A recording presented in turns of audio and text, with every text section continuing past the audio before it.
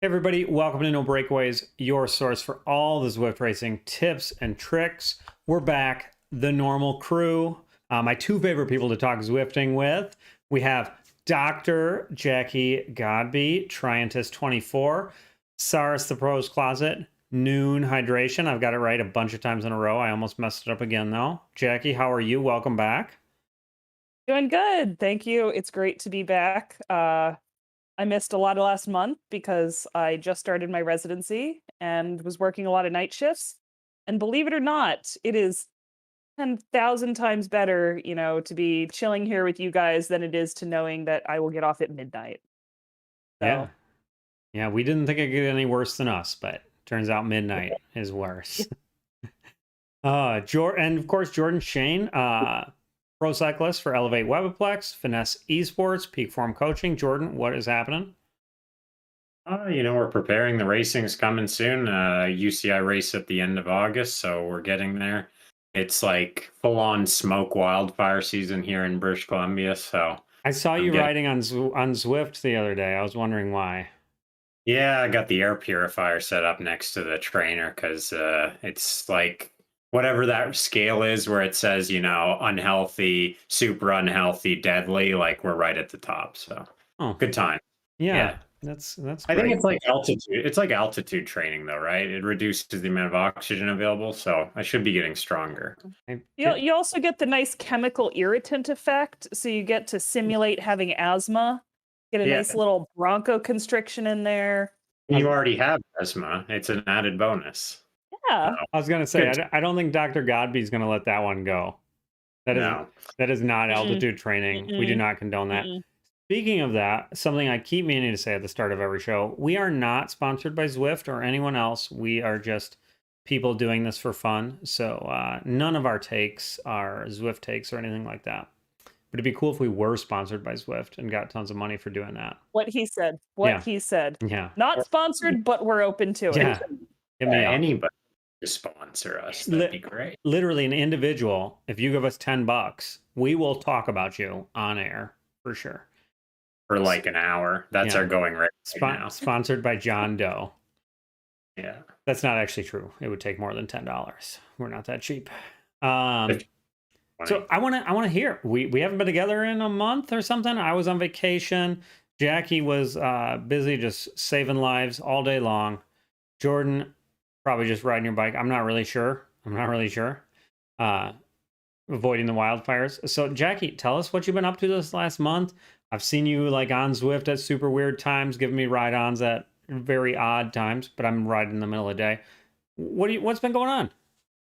Yeah, so this past month was my first month as a medical resident. So I started off working urgent care and also in the emergency room doing ultrasounds.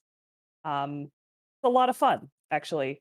And as part of the education, learning how to do ultrasounds, we're looking at hearts, we're looking at kidneys. We actually got to look at our own hearts. So, last day of the rotation, I actually got to sit down, put an ultrasound probe on my chest and see, you know, maybe why my VO2 is so high. I was gonna say when they looked at your heart, were they like, "This is Yeah, this is this is exceptional"? the med student definitely gave me a little bit of an eyebrow raise of like, "Is that your heart?" And I was like, Are you "Yeah." dying?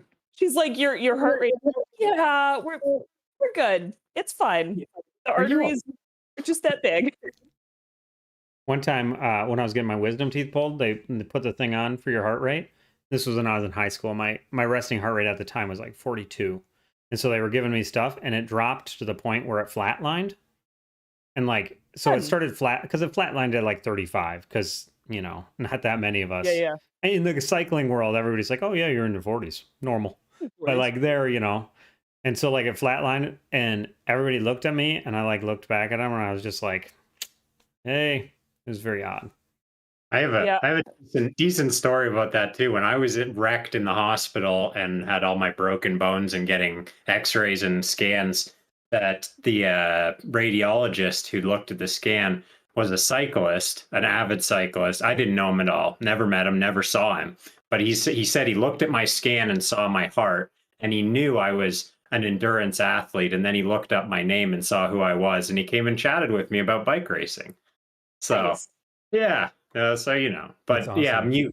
we're just mutants. But So Jackie, have you been training? You been able to do all that? Yeah, actually, working these night shifts and living in scorching California, my schedule has definitely trained a bit. If I want to run, if I want to get outside, I have to do it first thing in the morning. Like, if you're not Mm, inside by 8 a.m., you're going to die.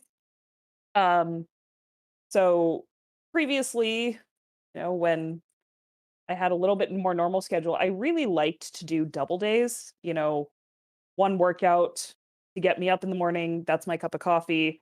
One workout at the end of the day to get out all the stress of the day and transfer my anger or whatever was happening with studying to the bike where it could be productive.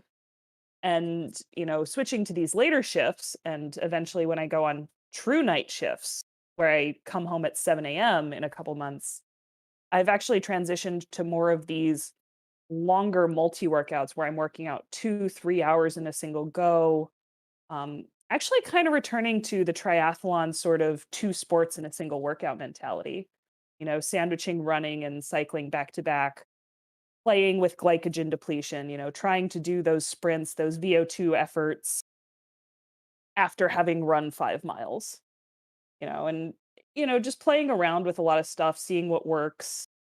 Not doing any real racing right now because, again, there's that time scheduling issue. But thinking when I'm doing these fatigued workouts, okay, I'm exhausted. We're 2 hours in.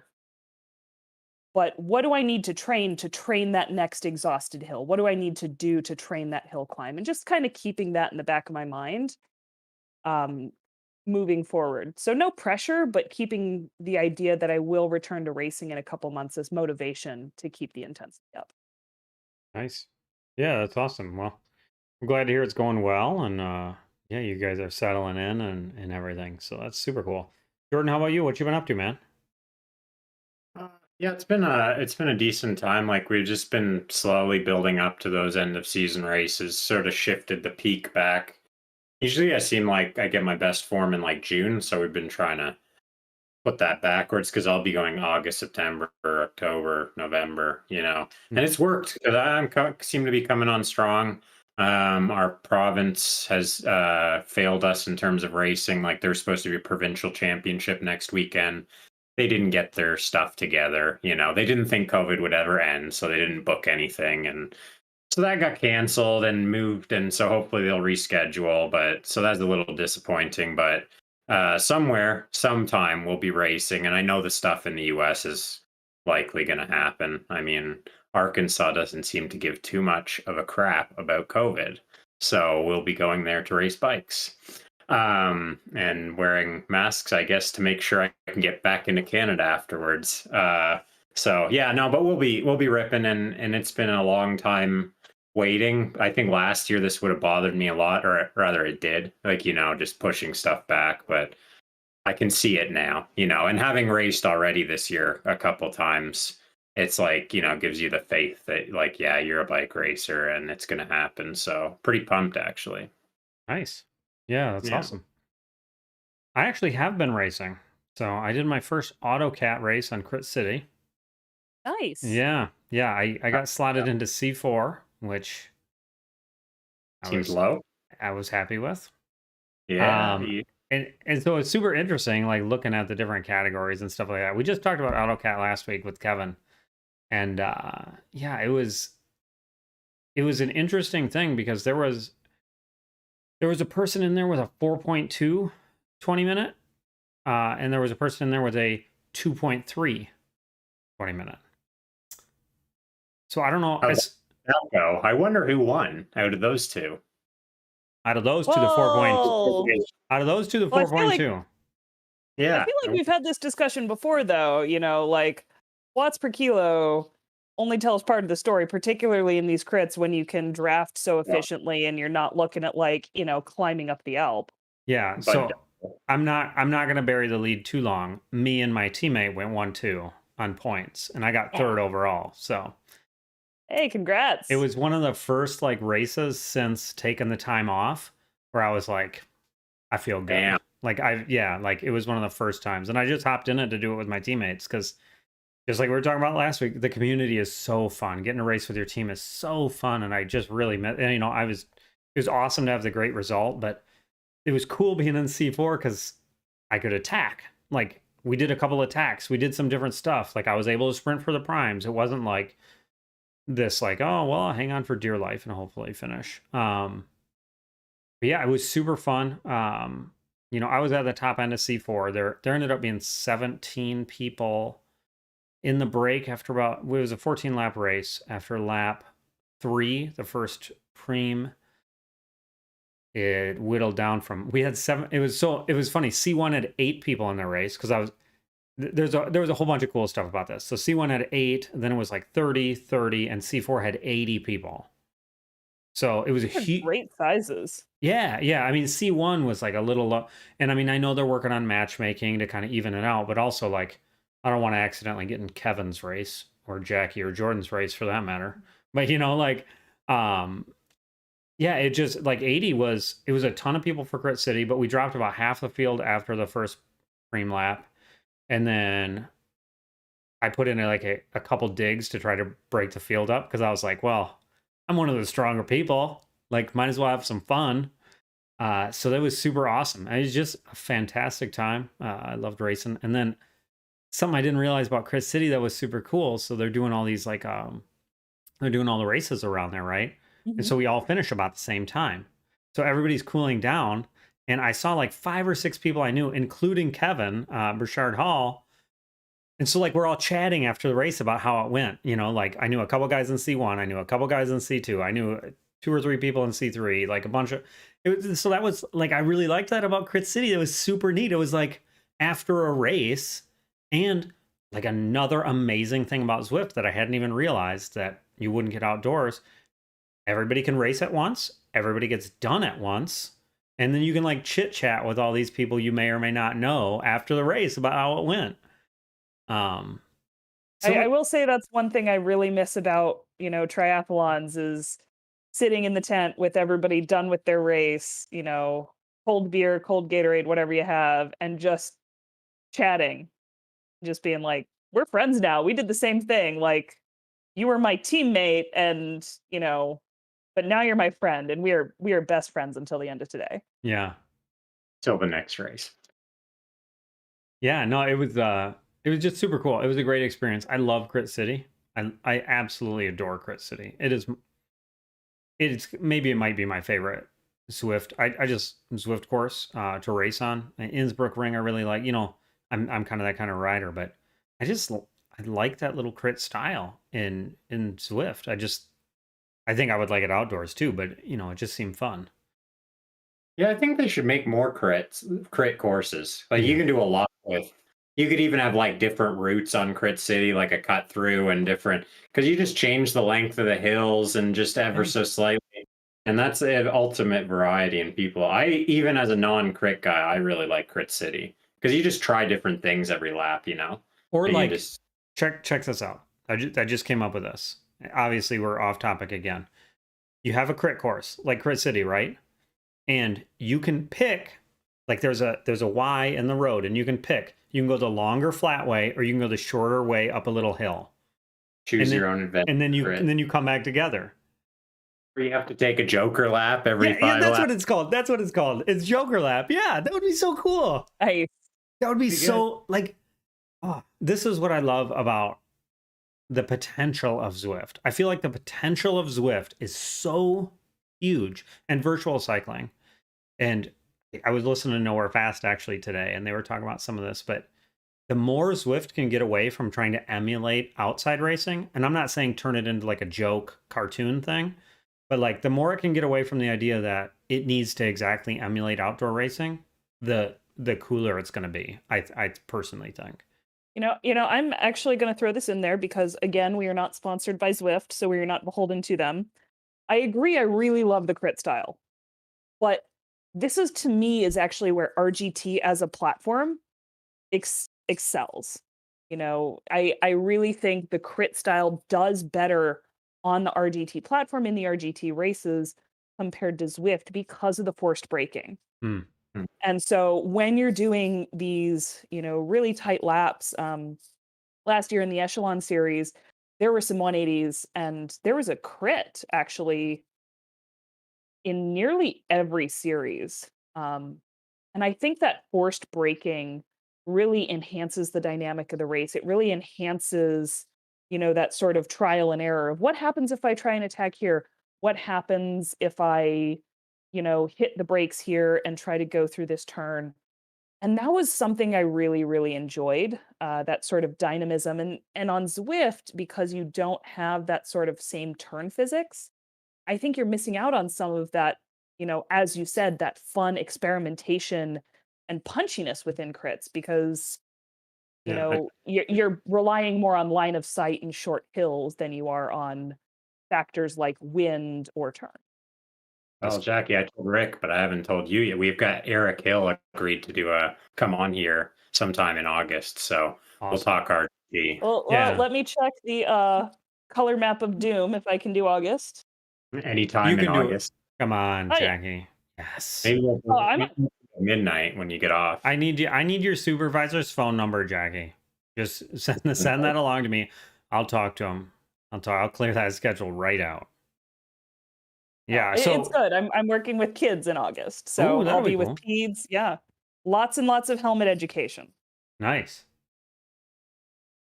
Oh, oh man. So, yeah, somebody said that they found some powders on a Georgia island today. So you can expect a stronger than normal performance in Arkansas, Jordan. Yeah. Okay, Yeah. Yeah. whatever that means. I'm not sure, but I was hoping you knew. So yeah.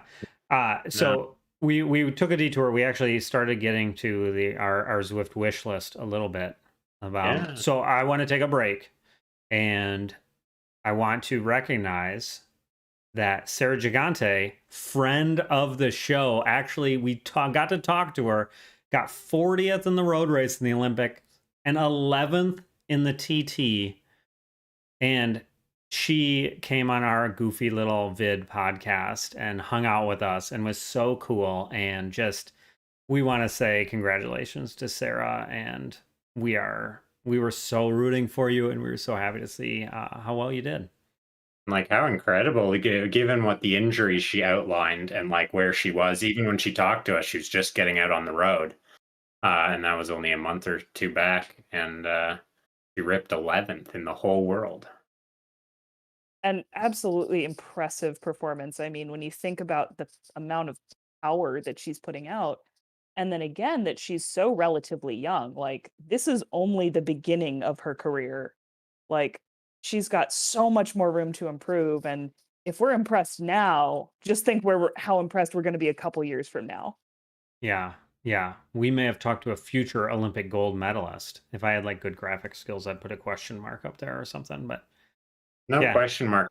I have faith. love it. She's a dear friend of the show, and she's Yeah. gonna get it done. I'm trying, I want her to be my new best friend. Hopefully. That's a long-term goal. I'm gonna cut this and put it on Instagram and tag her in it. I'm gonna cut out the best friend part because I don't want her to know yet. But no, yeah, really, congratulations. That was amazing. Really was like just unbelievable. Yeah. So you guys want to get right into it? You want to rock this topic? So Yeah, let's do it. we've been thinking, and this is something I'm going to pose to some other guests too sometimes when they come on, is let's say Eric Min called you up and he was like, hey, I'm going to fly you out to London and I want to know what your top 3 things on the Zwift roadmap would be. And so I want to talk about what Jackie and Jordan's top 3 things on the Zwift roadmap would be. Jordan, you want to go first? Sure. Okay. Well, first things first, Eric. First class, buddy. If we're going to London, that's a long flight. So Yeah. Gotta be. I know he's good for it. So, so yeah. But yeah, I mean, I narrowed it down. There's obviously a lot that you'd like to see, and when we'll talk about the YC interview later, and kind of recognizing like the complication of all this stuff, Mhm. of how difficult it is to make things happen. But I honestly, for me, like first things first, I would like to see more roads and more interesting courses. I just feel like, we wait a long time.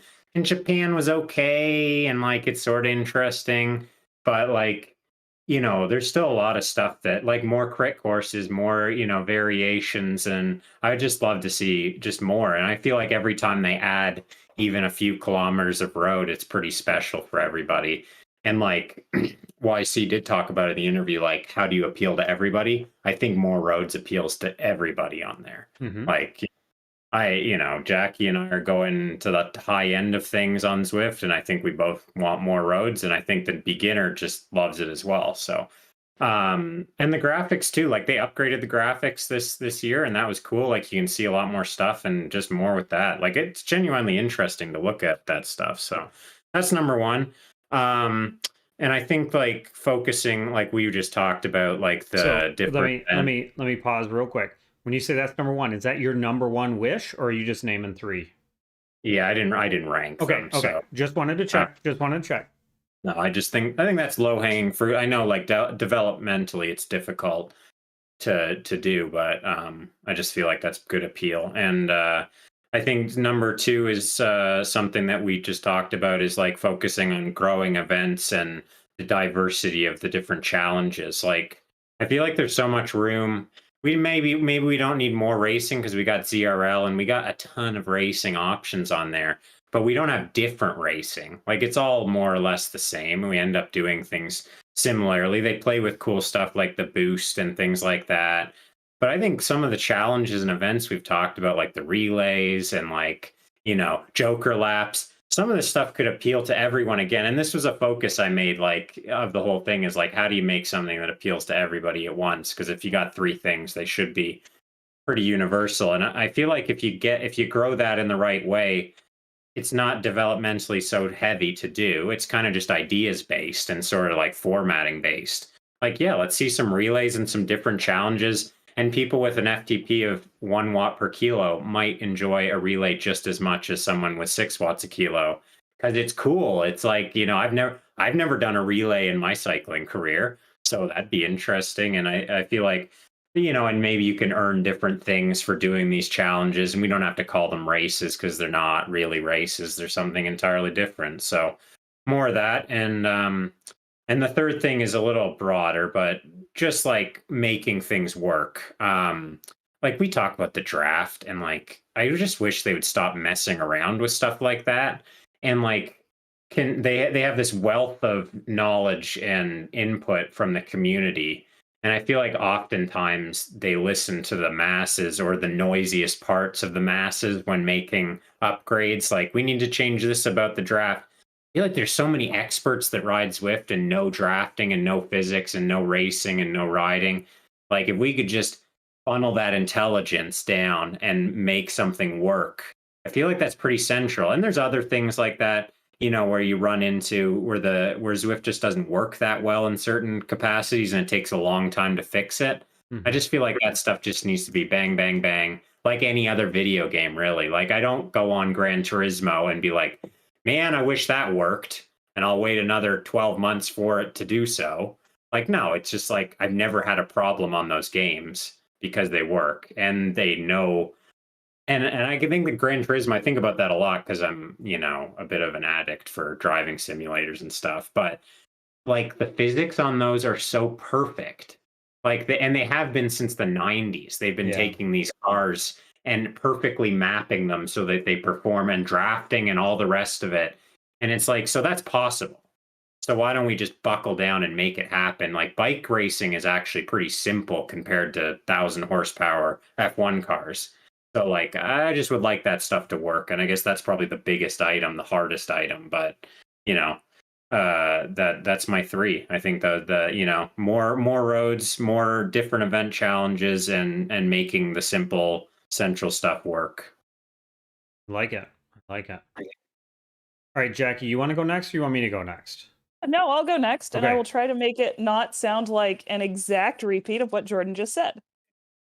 Great But minds.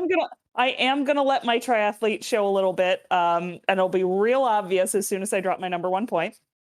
I also want new roads. but very, very specifically, I want Kona Oh, Yeah. as the new I'm course. on board. I want to see the Queen K Highway. I think that's going to be fantastic for, everybody who's ever dreamed of doing Kona, ever dreamed of an Ironman. That's your long course right there. Agree. I also think there's a lot of terrain that Hawaii just brings naturally. We'd see, essentially another steeper volcano course. We'd see a lot more jungle courses. And I think that could be really beautifully rendered as Zwift continues to upgrade its graphics. And I think that would just offer a huge, not only diversity of courses, um, but it would also offer some new longer tracks, which we haven't seen with any of the more recent upgrades. I Mhm. think France did bring us a couple, 60-kilometer loops, but we haven't seen anything, close to the 80 century loops that we've seen on other courses. And that's something I've been wanting to explore, particularly now as I've been focusing on these longer indoor bike rides. It's like, if you're on loop 10 of TikTok, it gets a little boring. And Yeah. I think being able to do some more of these like heavily storied routes is just awesome. And that's one that has not been tapped because it's not traditionally associated with, the great European cycling tours. It's not a cycling tour, it's a triathlon event. And I think that would be exciting. And I think it would help broaden the appeal to a new user base. so can I ask you both a question related to new roads? Do Hmm. you want the roads to, do you want things like big climbs? I know there was a big hubbub about them not putting Mount Fuji in the Japan map. And like, I mean, they put Ventoux in um the France map. And the only thing I discovered about them putting Ventoux in the France map is that I don't want to ride Ventoux. Yeah. Yeah. Well, I think the addition of a mountain, you have to ask, what is it going to add? Yeah. So, because we don't have dynamic braking around turns, because we already have Alp to Zwift, what was Ventoux, but, 30%, 50% more of Alp? Yeah. Do we really need a hill that takes an hour and a half to climb when we already have one that takes an hour? Yeah. And what was Mount Fuji going to be? Were we going to see more ups and downs such that you got more of a rolling profile and a lot more change in grade? Or were we going to see, yeah, this is Alp 2.0, except it takes 45 minutes? And I think that's a valid criticism. If we want to add more hills, which are fun, we've talked about that before. We enjoy the changing gradient. We enjoy, the challenge. We have to make sure that they are indeed different hills. Yeah, I agree. Yeah, and I think the super long climbs, it's like, yeah, to what end? I think that Epic KOM is maybe the perfect distance time of climb because a lot of people do 20, 30-minute intervals, and it's perfect for that. And you can like reasonably race a climb like that because both sides have ups and downs and it's tactical. Fun too. What are you doing racing it? You're just like, I like it. But like, I'm just gonna settle in at whatever 5.8 or 6 and just Yeah. go. You're an elite level athlete. Oh yeah, and it caters to me, right? Right. Like, and honestly, I don't use it for training that much unless I have like a set of 6 by 10 minutes or something. And I just want to go. Yeah. Um, but yeah, I think it's got to be rolling and maybe like make climbs that don't exist in the real world so that they're more interesting. You can do stuff with climbs that you can't do in the real world. Yeah, I really like because I was riding Epic today and I was thinking of that. It's like I still like this climb, and I think I've literally done it 100 times. Whereas like I think I've maybe done Von 2 like 4 times. Not very interesting. And it's too long. So yeah, like maybe more 20 minuters, but no more hour long plus. I wouldn't. So my thought on this, and I've thought a lot about this because I did Ventoux once, and I'll never do it again. I will never do it again unless I did it in real life. But Sure. and that's kind of the point is like we put these mountains up on pedestals because we see Tour de France riders ride them, or we see them on what PJam as like, oh, this is the hardest climb in the world, blah blah blah. and you want to go, and I want to ride Alpe d'Huez. I don't know how to say it. I'm terrible with French. Alpe d'Huez. Thank you, Alpe d'Huez. I want to ride Ventoux once. But if I lived near Alpe d'Huez or Ventoux, I'm going to ride it again once. Like, I'm not going to be riding it every day. In Zwift, for me, and for a lot of people, is an everyday thing. And there are some people who do ride those all the time. Like, I follow Bruce Bird on Strava, whose FTP is like 740 or whatever. And he rides it all the time. So he really likes it, which is, and I'm glad that we have stuff for everybody. But again, like, how many climbs do we need that people want to do once or twice or 4 times? You know, like, I'd rather see Kona. Like, Queen K is constant rolling lava field. That'd be cool. I love the rolling courses, man. Yeah. Like, I don't think we need more flat road, and I don't think we need more endless climbs. Like, rollers are engaging. Like, that's what the smart trainer is meant to do, is rollers. Like, change that resistance, like, feel that momentum. It's great. Yeah, or you know, throw a 10-minute hill in there, you know, just really change it up, throw things in, and just make sure that you're not just changing the skin of pre-existing courses. Yeah, I would like to see, and I'm sorry, I know I'm just piggybacking on what you were saying for your first point. You have 2 more, Jackie, but I would like to see like a 10-minute climb. Like, Japan has a 10-minute climb or 8 or whatever, but it's like 4 or 5%. And it's just, I really dislike that climb both ways. Just because it's, I mean, it is, 1, it's draftable, and 2, it's not enough. You can't make a move on it. Like, I want a 10-minute climb or a 5-minute climb, and those don't necessarily cater to me, but I want it to like pop up to 14% or something, where someone like Jordan, I mean, I know you could too, Jackie, but like, it would cater maybe a little bit to Jordan in the bigger races, where he would be like, well, I can cram out, I don't know what you can do, 9 watts per kilo for 4 minutes here. Or, I mean, I don't know what you can or can't do. You people are just like in another planet. Everybody on the podcast, just imagine Jordan's face, because it was priceless. Yeah, you don't want to miss that. Whatever you can do, you know. But let me tell everybody on the podcast, I wouldn't be on this podcast if I could do 9 watts a kilogram for 4 minutes. But like, you have the type of power where you could, totally. I mean, you could make people hurt on a 10-minute hill in the Premier League that you can't necessarily do right now. You know what I mean? Yeah, a lot of that. No, and the best stages of the Tour de France this year were the early ones, and they finished up these called mirrors, walls. Yeah, and they're like 4 or 5 minutes, and they're just like, bam, hit you in the face, and guys will make a move and run out of gas and come back, and you know, it's good stuff. So yeah, there's still things missing. Like, we think we have a lot of it covered, and we do, but there's still a few items that we could do. And Kona, I'm a closet triathlon fan. I'm coming out right now. I love triathlon. Watching it, I could not do it. Did you see Kona, the guy who won? And I just got to see it because watching it with my son. The guy who won the Olympic distance try. I don't know. I mean, it's in the Olympics, so of course it's Olympic distance. He's on Zwift, and so is Flora Duffy from the women's. Yep. Oh, so, is that who won? I didn't get. I just saw the men's one because I don't know why I saw it. Bermuda has a gold medal in the Olympics, and they have 60,000 people. Flora Duffy has been a dominant force in women's triathlon since 2016. So that was no surprise there. When John, you know, showed me who won, I was like, no doubt. That was it. I mean, have you raced her, Jackie? No, I didn't get to cross paths with her on the international circuit.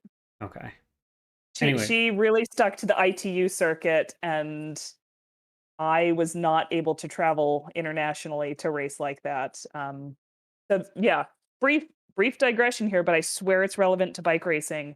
The ITU circuit and Olympic style triathlon is actually draftable, and the bike is, you know, crit style.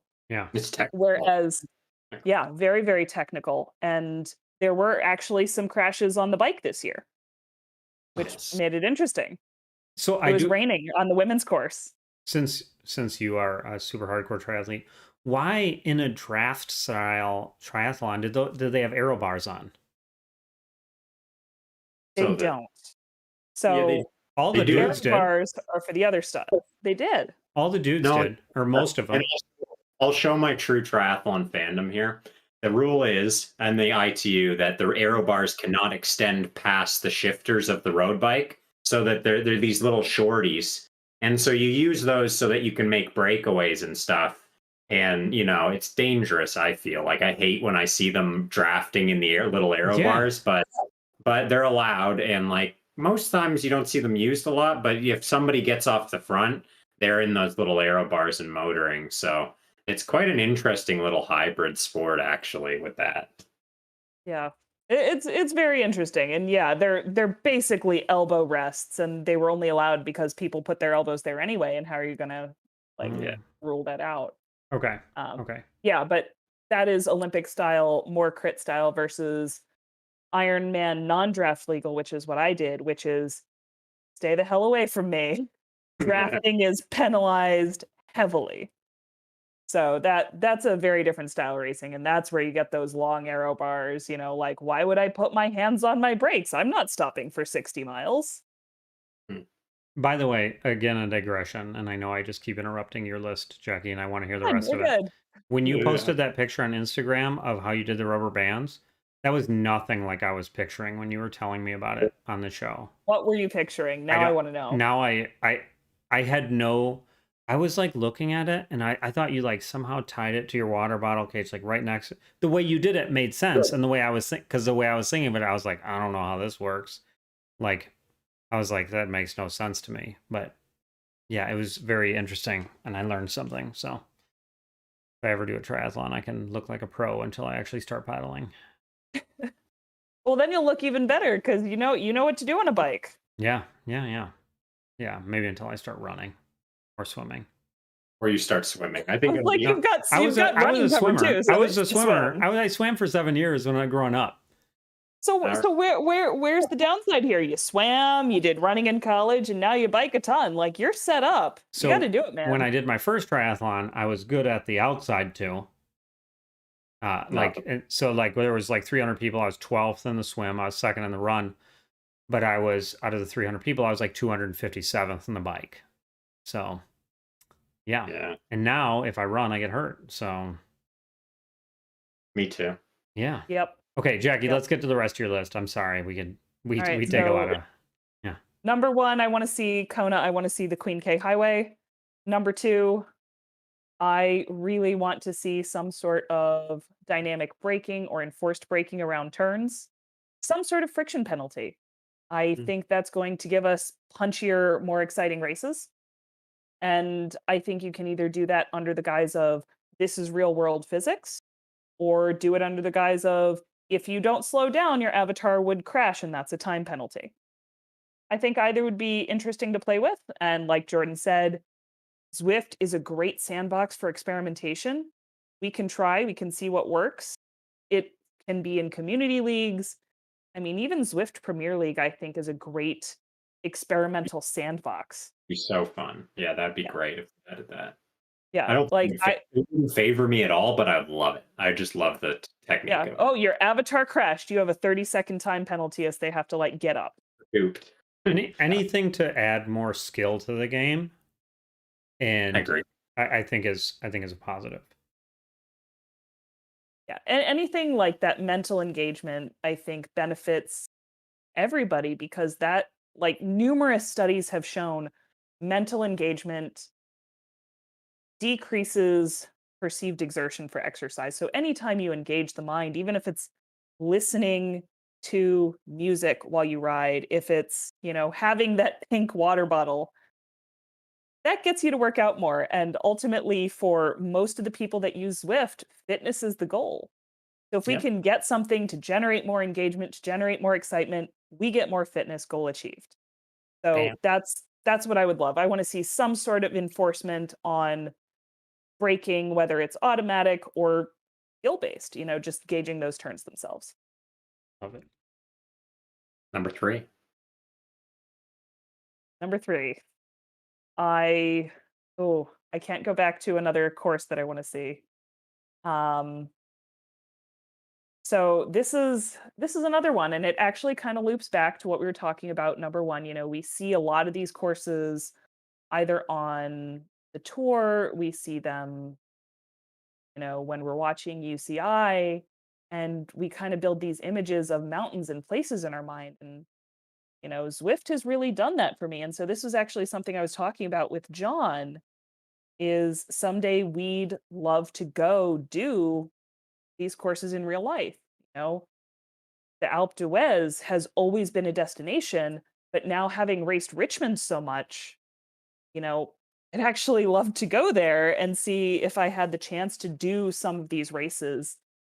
And so for me, that would actually be my third request is that Zwift start organizing, whether it be a tourism offshoot, whether it be, IRL rides for their riders who have made friends across thousands of miles to meet up and do a community ride or a community race.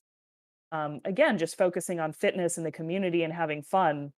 Because that would be a goal, and again, not sponsored by Zwift, but Zwift, if you want to pay for my honeymoon in Richmond, I'll take it. No, First class. that one's really good. Absolutely. I love that one. It kind of dovetails into what I'm going to talk about too in my three. Also, Jackie, if you go to Richmond, how cool would it be if you set the QOM up Libby Hill in Richmond, Oh my God. IRL and Swift? Damn. I would die. Would be the coolest. I would die, but I'll try. Yeah. I will be there cheering you on right next to the Mapei sign. So I don't more important than the QOM is whether or not I beat John when we race up it. yeah. What did you say, Jordan? I said I don't know that the Mapei sign is there all the time. I think that's just I'm pretty sure it is, Jordan. I've ridden Richmond a lot, okay. it's just closed all the time and you get a Always 50-hour run into it and all that. And the cobbles don't bump you at all. Thank They're you. just they're like glass. Agreed. Yeah. Well, I have the tax thing that'll rumble if you have it on. And so I had that on for a good 10, 12 minutes when I first got it. So, yeah, So you're ready. I'm ready. All right, my three. So I had like 100 things. But I'm going to focus kind of on what Jackie was talking about with community. So I had a question before you started, because this kind of informs, well, your answers are going to make no difference. I'm going to argue if you don't give an answer I like. But how did you two first find out about Zwift? Jordan, I know you were like user number 8. So how did you find out about it? I think, well, I was also early user Strava. And so like I started following pros from the beginning, and that was like what got me on Strava, was following these like Ted King, and I think Lawson Craddock was on there early. Yeah. And then those guys started posting these super bizarre rides in the middle of the Pacific Ocean. I was like, what is that about? Oh. And I probably would have fallen on my face even getting it set up if my wife wasn't good with computers, but I did the beta and it was great, man. Like, yeah, it was so exciting. Like I was in such a burned out spot with riding that stupid trainer, watching Sufferfest videos and like watching Tour de France DVDs. So yeah, I saw that, and that the rest is history. I haven't ridden indoors without it since, if I can help it. Okay, so you saw it through pros on Strava, so basically through other people. What about you, Yeah. Jackie? Yeah, so I got it through my coach, Chris Navin. Yeah, so through triathlon, again, I was primarily inside trainers. There was a USAT training center in Chicago, actually, and that's where I was training and doing a lot of Sufferfest videos, doing a lot of just erg mode. And then, the pandemic hit, the club was dissolved, and I had to create my own indoor setup. So John and I were kind of going back and forth, what platform is going to keep us motivated? Like, what platform do we want to use? And, Chris recommended that we start with Zwift because, it was user friendly. It was really, really easy for us to get the workouts in there. And it was like the setup was just easy. We started doing the USA Cycling Crit Series to dip our toes into racing and figure out what that was. And we just kind of got absorbed by the community. It was very much a momentum thing. We got our workouts in. I won't say painlessly because sometimes pain is the point, but we were actually motivated to get them in during a very, very stressful, hectic time. We got to race. we got to be part of this development, and it was just exciting. And, eventually there were more opportunities to join a team or to do some of these bigger races. And then before you realize it, you're not just trying it on that like initial week trial, but you're part of it, and you've been consumed by the community, and now you want to draw others in to join the cult. Yeah. Okay, so you just perfectly answered the question exactly like I wanted, both of you.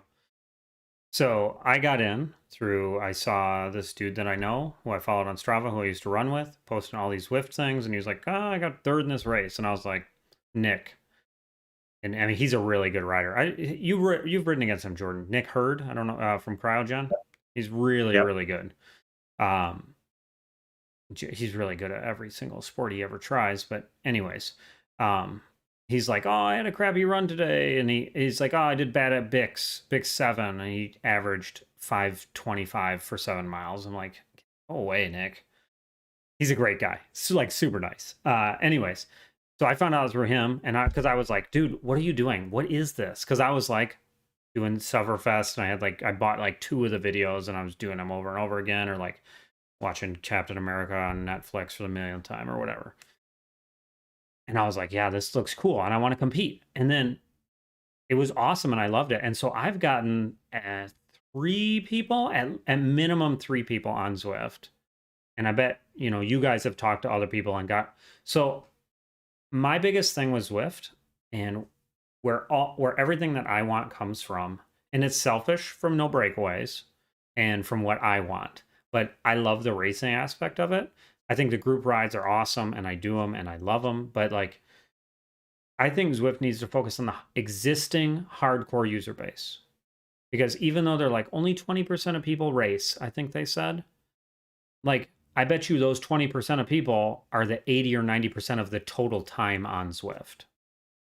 And the people bringing other people into it too. Right. So Zwift has kind of 2 growth engines. One is a sticky growth engine, right? Where once you start Zwifting, it's hard to get away from Zwift, because you're like, I must get level 50. And I must get level 50. Yeah. And like, if you want to go race in RGT, I've done 1 race on it and I really liked it. But like, if you want to hop in a race with 80 people on a Tuesday night, there's only one place. Well, there's only one place I know of to go, right?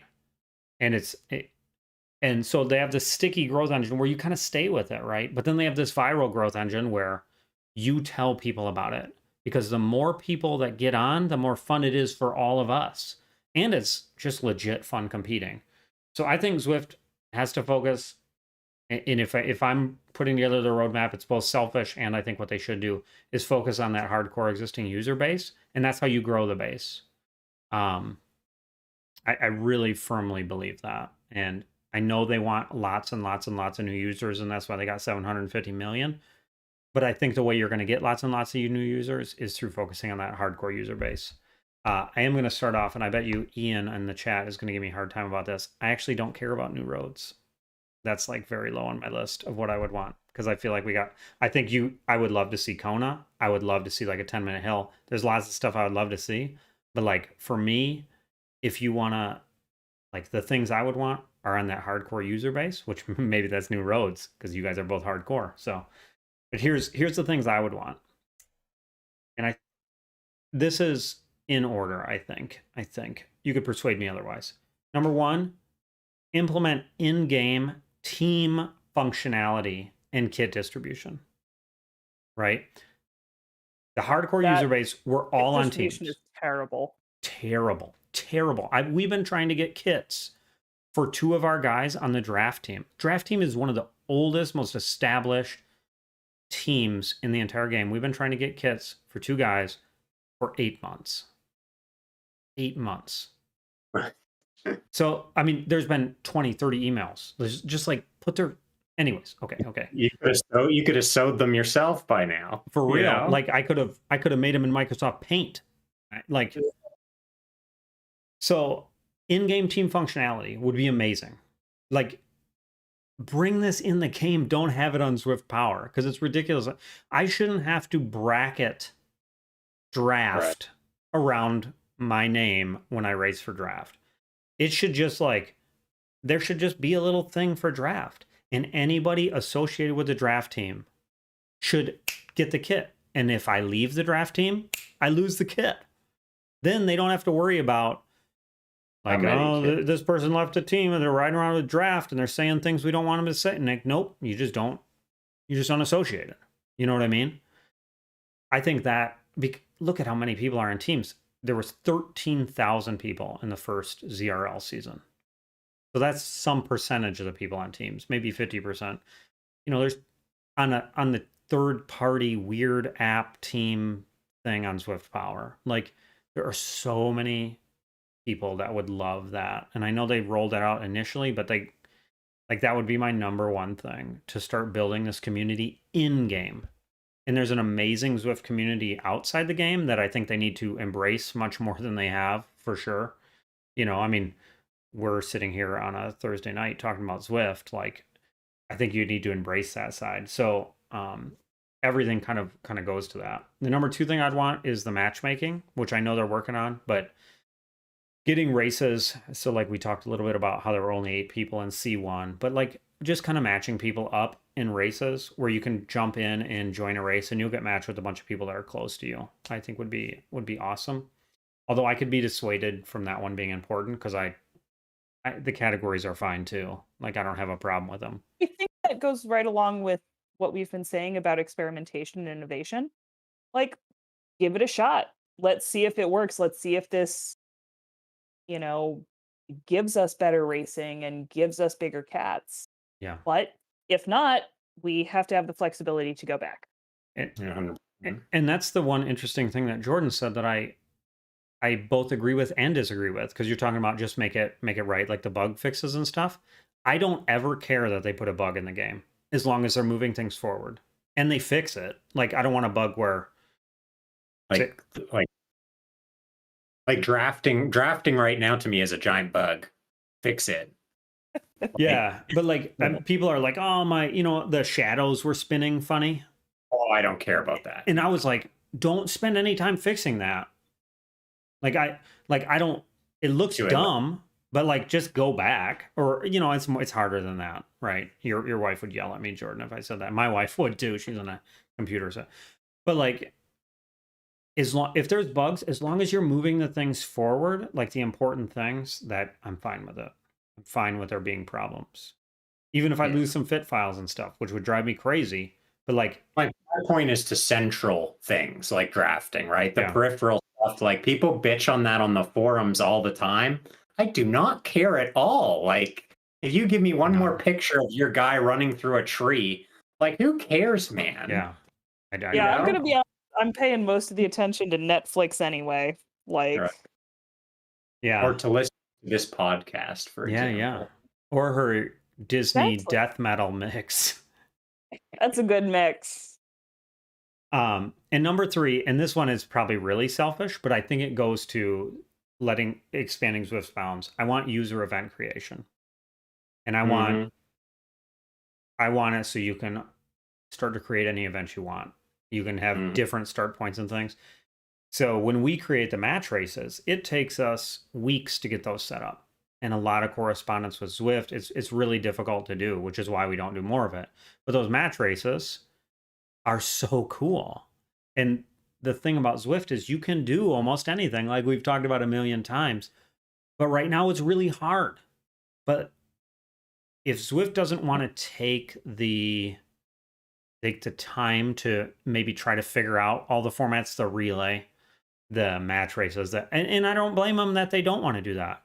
But it's just like the WTRL TTT, right? That's the biggest event in the game. Well, other than ZRL, but that's the biggest event in the game. It was for a long time, right? WTRL had to just make that. They made it from scratch, right? And they got Zwift to put it on the calendar. But when those times started first coming out, like they were just relying on the people not to start early.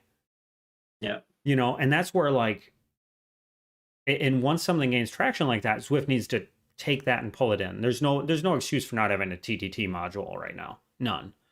Now, I do want to point this out because this is something you've been so vocal about in the past, particularly because it is the off season. Are you worried that more user created events will dilute the ridership, and we're going to see, again, smaller rider pools, and we're going to have that field of 8. I see like a private public thing with that. Like your events have to start as private and you are responsible to getting the people invited to it before it becomes mainstream and then it's competing against the public, you know? And I think I'm almost asking for meetups that work. I think that's what Yeah. I'm really asking for. Because right now, meetups, you start in a random ass place and you end at a random ass place. If you pick a course on a meetup and it starts you 1K before the actual start, you just end 1K before the start. Yes. I actually like that. I like this pitched as more of a meetup that works. Like, if I set a meetup on Innsbruck Ring, I want to start in the Innsbruck Ring pens. Just put me in the pens. I want to be able to do all the different things with it. Yeah. Like I want to be able to make it a race. I want to be able to make it teams. I want to be able to do all that stuff. And I want and I want the results at the end. I want the results to come up, and I want like if I pick Innsbruck Ring, and I've had this happen because we started doing the match races and as meetups. If I pick Innsbruck Ring, I don't want to start at a random place and not see when the finish line happens and everybody's just done and no one knows they're done. That's not good, right? I just want meetups that start in the pens and end at the finish line. You know what I mean? Yeah. Yeah. All 3 there. I like that. I mean, it's ironic that you're the racer out of the 3 of us, eh? Like all yours are to do with racing. Oh, yeah. Well, I mean, I will also say I love the idea of getting no, I totally beat you to the line in our community meetup, because again, like I said earlier, it's not getting the QOM that really matters in my heart of hearts when I eventually go to Richmond. It's beating John. And if I can get a screen cap of that, that's what I want. Yeah. We should absolutely encourage these rivalries because they're fun. Well, I'm racing at a pretty high level, Jordan, as opposed to you two in the world champs. So I'm in listen, C4 America's East, about the same as 5th on the world champs, Jackie. I'm putting that out there. Yeah. Everybody's talking about it. It's all over. Yeah. America's East C4 was the place to be. Me and the other people in it.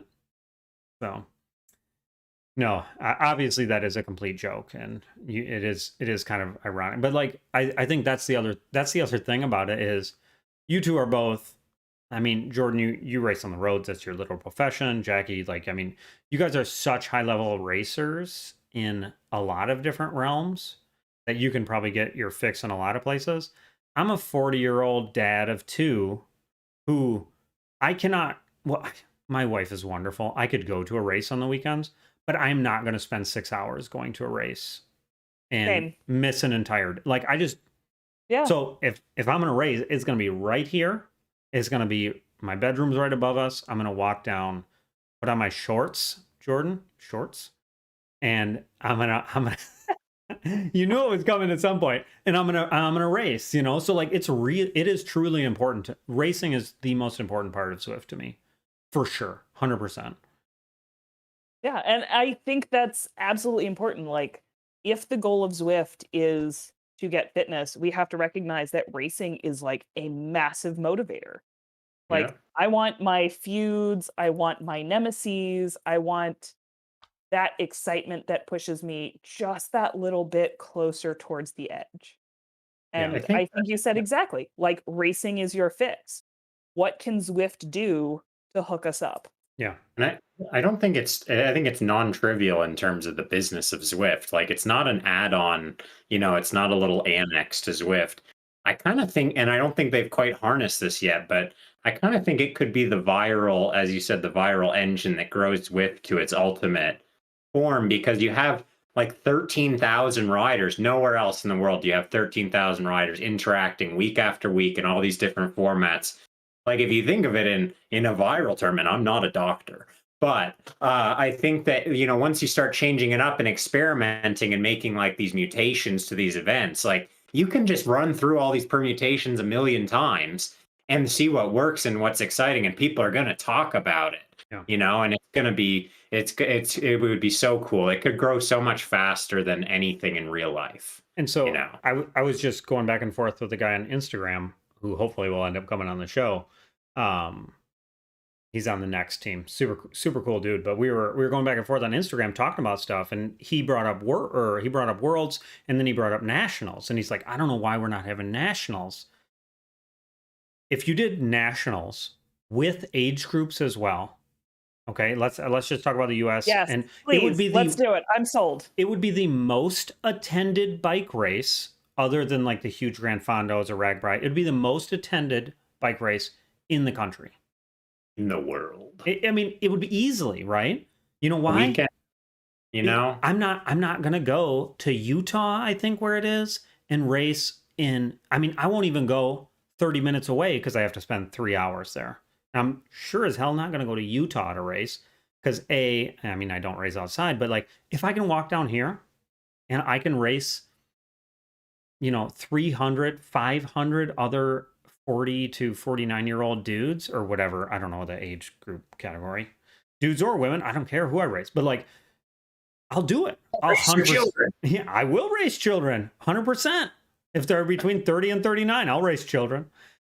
And 40 and 49. Sorry. But seriously, like it'd be the best in a lot of these Zwift events. The ZRL is the biggest bike race in the country. It's the biggest bike race in the country. I know there are like Belgian Waffle Ride and things really, but that's like putting all of ZRL together. It's the biggest bike race in the country. Like I think we need to. I think I wish Zwift would push that. This is it. Like It's business. Yeah, Real business. you want to talk about only this percentage of our things actually race, blah blah. You have the biggest bike races in the country, in probably almost every country in the whole world. Certainly, yeah. I mean, my client, a couple of my clients went and did the first road race in British Columbia. It was like a gravel Roubaix thing, and the fields were from 15 to 60 riders. And I think if you took all the Canadians in the ZRL, you'd have 1,000, right? Yeah, it's crazy. yeah, It's wild, and that stuff could be big business all on its own. And that's And I think it's also important to say, Zwift isn't, banking on a lot of merchandise in game. There's no like you don't get a shirt of like I won this race and then you get to go wear it. And that was always for me a big part of triathlon. Is like I got to wear my race shirt in the next day, and then I'd have people ask like, "Oh, you went to Cozumel. How was that?" Like, "Oh, you did this Ironman," and there's no sort of like external merchandising which advertises. And I think we've said before, when we're racing, it's awesome to race for something, whether that's a virtual kit or IRL kit. And if we want to think about like expanding the game and sort of viral marketing, let's go ahead and chuck a couple of like t-shirts into the pot and say, you win, you got to wear this like bright orange, absolutely not at all subtle Zwift shirt to work. Yeah. People are going to ask you about that. You're going to get excited and you're going to pull in a couple more to the game. 100%. I mean, my racing over this last year, I pulled in 4 riders, one of whom had quit, came back, and 3 new ones. And it was just my excitement talking about this platform, So if we do that to every racer on here, every dedicated user who wants to spend their Thursday evenings talking about Zwift racing or listening about Zwift racing, we're going to expand and we're going to get those numbers right back up, and we're going to see a lot of exciting stuff. Yeah. I mean, I think it starts, for me, it starts with the existing hardcore user base because we're the ones who get other people to join, for sure. I mean, there's no doubt in my mind. I mean, I know COVID expanded it a lot, but where did all those COVID people come from? They weren't riding outside, and then the pandemic hit, and they're like, oh, let me Google this. They had heard about Zwift because their buddy on the group ride was like, yo, you should do Zwift. I did Zwift and blah, blah, blah. Or they were like, I did Zwift and it was good or bad or whatever. Even if they were complaining, you hear about it from your friends. I mean, that's the bike racing community, right? And you make it sound like a drug. Yeah. like peer pressure. Yeah. Yeah. And so that's why they turned to it. They did. Yeah, they turned I to it can because stop if I want. I can, it's not, I just choose not to, but I can stop. yeah. Okay, so we're at an hour. Um, yeah, I think we talked about the YZ interview, and I think we're gonna have to put the mental side of competing. I think we're gonna have to put that back burner because otherwise we're gonna be here for 2 hours. That's evergreen. That's good. Like we Yeah, can hit. Yep. yeah. I want to talk about it with Simone Biles thing because I went through a variety of emotions and thoughts, all of which were wrong at first, and then I came around to what I think is a better one. But let's talk about the YC interview fairly quick. So this was kind of a big one. I mean, this very closely relates to what we were just talking about. So I want to pose a couple things to you all, and we've just been talking about this. So so right now the Zwift focus is on the long term. It's listening to the community, gathering information about how the product's performing, and plan out over time. What do you think about those? They sounded very nebulous to me. Yeah, so I don't know. Yeah, I agree. There was some nebulous stuff in there, and like verging on nefarious to get the thesaurus out here. I thought the first part of that when he's talking about all that long term listening to the community, I thought that was just PR crap. Really, like I don't know. He was just saying everything at once, and that's what his job is probably. So, but like to drill down on a couple points. Like when I did like that he said there's not going to be pay to play because that would ruin this game for me, man. I would hate. Like I've played some games like the Grand Theft Auto. I used to play it a ton, but you can't play that game unless you're willing to spend like $100 a month buying stuff. It's like and same with a lot of those games. I don't know whether the massive multiplayer stuff like Kevin was talking about is like that, but I feel like that would ruin it. And there's no need. Like we all pay enough for this.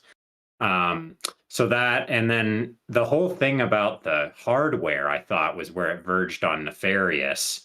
Like when they're talking about, we making hardware because it's hard to onboard people to Zwift right now, and we're going to solve that problem and help people. It's like, no, you're not.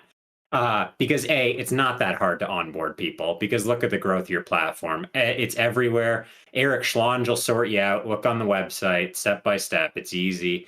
And the other hardware manufacturers are actively working to make it easier right now. And they're coming up with solutions a lot quicker than you can. So the reason you want to get into hardware, Mr. YC, is so you can own this. Right. The whole thing. And there's nothing to do with like helping the community. It's so that this can be your thing and Zwift works with Zwift. And that's how the ecosystems of technology work. So I don't know, you're not pulling it over on me, and I don't know how many people believe that. Maybe they'll come up with a hardware that's super awesome and I'll want to buy it. And that's fair. But like don't try to convince me it's for the community. And then So hold on. I'm not letting you go past the hardware without at least me chipping in, and Jackie looks like she always also wants to say something. I will say on the hardware side, if Saris, Tax, Yahoo or Wahoo, yeah. Elite, yeah, I know. If they were all trash, if you're like these things suck, like oh these are really hard to set up, then I would be like yeah make your stuff. But here's the thing: Saris, Tax, Wahoo, Elite. You just set them down and plug your thing in and you're good. And it just connects to your computer. It's not rocket science. And yeah, it's a lot of money. I get that, but they're not going to make a cheap trainer. They're not going to have $100, direct drive heart. Yeah. I mean, why? You're a software company. You're a, you know why though. You know why. I know it's just a cash grab, but like I understand that. But like to me, you could not go in a worse direction than hardware. It'd be interesting to see the numbers on like which is the more profitable side right now, hardware or software. Like is Tax making more profit than Zwift right now? And like maybe that's why they want to. I bet it would be. I bet it would I be. will insert myself here and say I don't think they're looking in terms of hardware. I don't think they're looking at Tax. I don't think they're looking at Saris. I don't think they're looking at Wahoo. I think they're looking at the enemy. They're looking at Peloton. Yeah. Okay. Yeah. That's this model of saying we want to buy the hardware and be the subscription. Because if you look at Peloton, they really sold themselves as a hardware company and ended up being the subscription. So I think Zwift is looking at them and saying, well, we are a subscription, we are a gaming service. How do we back end that into this viral success, into this single package like Peloton? Do you think that's the Now, right direction, Jackie? no, No. Okay. I think no, I think you're I right. think they serve two very, very different communities. As somebody who is actively trying to like pull Peloton users away, and say, hey, do you want like fitness classes or do you want races? I think they're very, very different platforms. I think that Zwift is ultimately better served by people who have this sort of desire to ride bikes rather than go to spinning classes. And I think that it is a little bit of a mistake to look to Peloton rather than looking to its existing partners and saying, hey, can we have, Zwift branded bikes or something like that and, work with a partnership or work to improve software pairing algorithms because Yeah, put some like functionality, unique yeah, functionality to Zwift on those hardware that exist. Yeah, I think they're not looking at Peloton and saying like we want to be like that community. I think they're looking at the balance sheet and being like, we'd like to have that. You Yeah. know, yeah. They're four like, grand, can we 4 grand for the bike and 40 bucks a month. Like, yeah, are you kidding?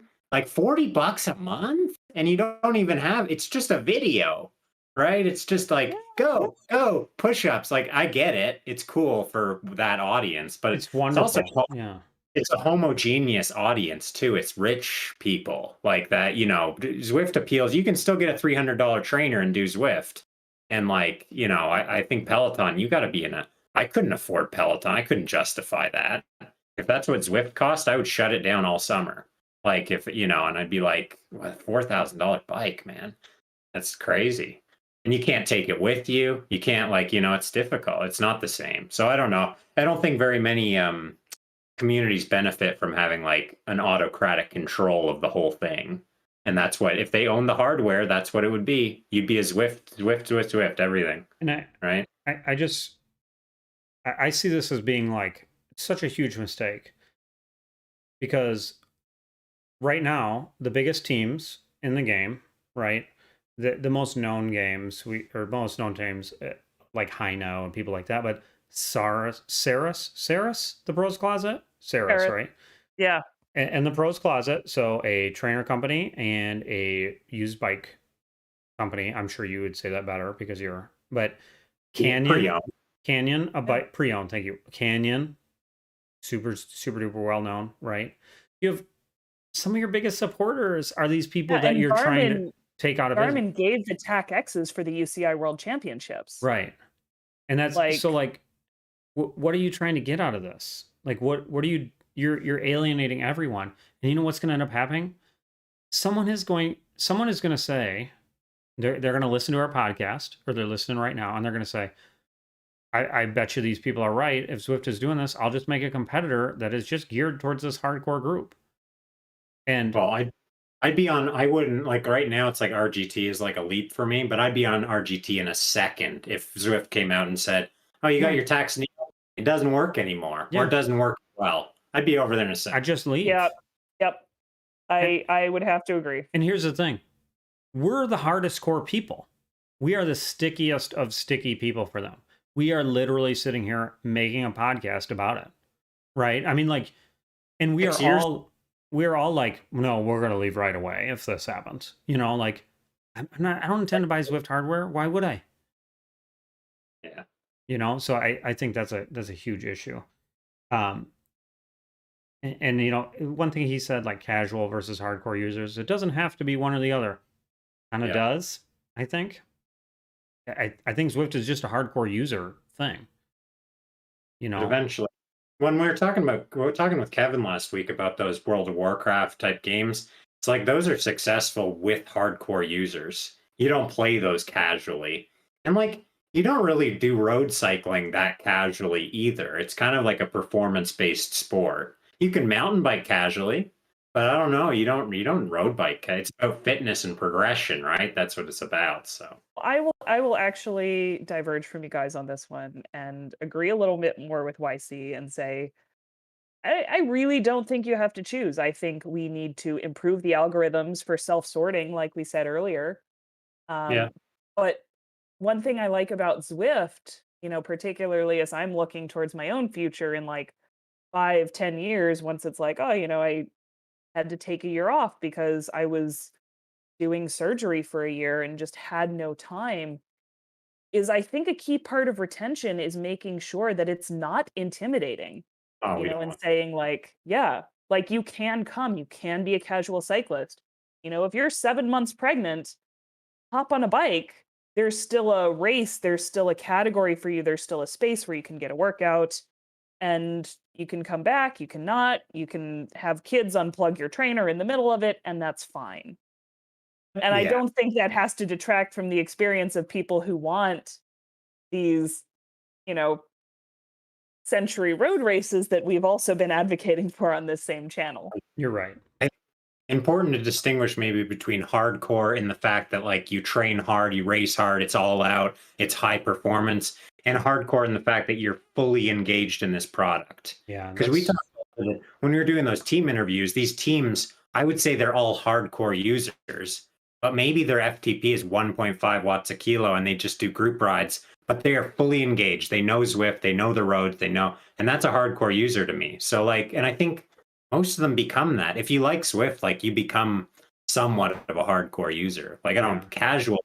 Does anybody have a Zwift subscription and like use it 5 times a month for half an hour on the same course? Like, is that a big part of it? I don't know. That's more how I have seasonal riders. So I do know there are a lot of seasonal riders that will yeah. only use it during the winter. And I think that is another segment of the population who, might not get to level 50 for 10 years or, have this sort of like, oh, got to relearn everything and don't notice the shadows or, stuff like that. And I think that would be close to this definition of casual that you're hinting at. Yeah, yeah. I mean, so like when so first of all, Jackie, you're 100% right, and I did a bad job defining like hardcore. Like I'm not thinking like hardcore. You ride 7 days a week and you race constantly and all. Like there are people like who go out and they ride outside once or twice a month, right? Or they and the reason they but the and I consider them like casual bike riders, right? Or even like, oh, I'll go out for a mountain bike ride like 3 4 times in a month, and Yeah. I think those people go out to ride to be outside and feel the wind and do all that. And that is, stuff is wonderful. Like, don't get me wrong. And I just don't think they're going to port through to Zwift. It's not. Peloton is for fitness. Peloton's market, and they're doing it great, is like this hardcore fitness group, people who go to spin classes who maybe don't have time to do that. Again, like super smart. But I just see like the Zwift user base as being very like engaged, and group rides are amazing for that, and I think the group rides on Zwift are probably the most popular feature, would be my guess. I mean, you go to some of those like Kiss AT base and all this stuff, and all those people know each other, and there's 200 people on the ride, and it's just like it's a cool Yeah. atmosphere, right? So do we have anything else we want to talk about the YC interview? Jackie, did you have anything? Just wanted to drop the comment earlier that, yeah, those first lines were absolutely diplomatic, PR, polished to a T. He threw so many buzzwords in there. I was just like, wow, your advertising department really made sure you did not step 1 foot out of line, did they? So, okay, so I did have one more question for you both. How many times a week, on average, do you go to the Zwift forums? Since I've been there like maybe 10 or 12 times in my life, what did that average out to? 0.00001? Okay, how about you, Jackie? Depends how much time I have on my hands, for one. And two, I never go there directly. I'm always referred by somebody who was like, oh, yeah, they were talking about this, or Oh, like, get to the end of an article and there's a link out. So it's really variable. I never. Like really, really variable. So when he said like, "Oh, we give your feedback in the forums and stuff," I was like, I never ever go to the forums, Swift forums ever. And by the way, get lost with that crap. I'm going to write something in the forum and you're going to change the game.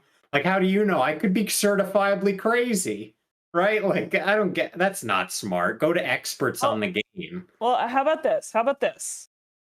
How about we invite him to come here Uh-oh. on our channel and defend these policies himself? Let's do it. YC, Yeah. come on. I'll try to find you somewhere and message you. We will give you a fair shot at defending, and you can listen to our suggestions for improvement in person. Yeah, I'm a little intimidated right now, but yeah, let's do it. Let's do it. Yeah. Hopefully they don't cut me off from Zwift. Oh, we're never hostile towards these types of things, so We would be, you can be positive and supportive, man. we would be very diplomatic during that. But still, I wish they would kind of have like focus groups of different types of people. You know, I would 100% volunteer to be part of a focus group or one of the people beta testing these, new relay races or different physics. you already beta tested the match races. Oh yeah. I mean, you But just if you- TT'd away at like 6 watts per kilo. If you're gonna fly me into the clinic or the it's got to be first class. So. Yeah. You look like a first class guy, Jordan. Only first class for you. Nice shirt, right? Like I'm well, Yeah. You fancy. I don't travel in steerage, so no, I totally do. All right. So let's wrap this up. We're at an hour 20. We always go long, but it was so exciting to see you guys. Like I've missed you. Legitimately missed you. Jordan, give me your sponsor plugs. Let's hear it all. Elevate Webaplex and peakformcoaching.com. We're a couple months away from that ZRL now. Time to get fit. Maybe you want a coach. Maybe you want a pretty good coach. Maybe I'm the pretty good coach you want. Peakformcoaching.com. Is that your tagline? Maybe you want a pretty good coach, and maybe I'm the coach you want. Yeah, I like to just come in the back door that way, just like in. I like it. Jackie, how about you? Yeah, so all this talk about trainers, I'm with Ceres the Pros Closet. Love my Ceres H3 trainer. Still great for sprinting. Also sponsored by Noon for hydration, which, holy God, in Southern California, I'm going through so much right now in this heat wave. And then again, big shout out to my coach, Chris Navin, who was the one who introduced me to Zwift in the first place. Awesome. And so for No Breakaways, you can find us at No Breakaways on Instagram. Click like and subscribe on the channel. Leave me some comments. I would love to hear your 3 Zwift thoughts. What's your 3 Zwift wish list things. You can find the podcast, which, knock on wood, I'll get out tomorrow or the next day, depending on how busy my schedule is, on Apple, Spotify, Google. Just go ahead and subscribe to that too. You can just check out No Breakaways or Outside the Draft. So thanks everybody. We really appreciate it, and we will see you next time.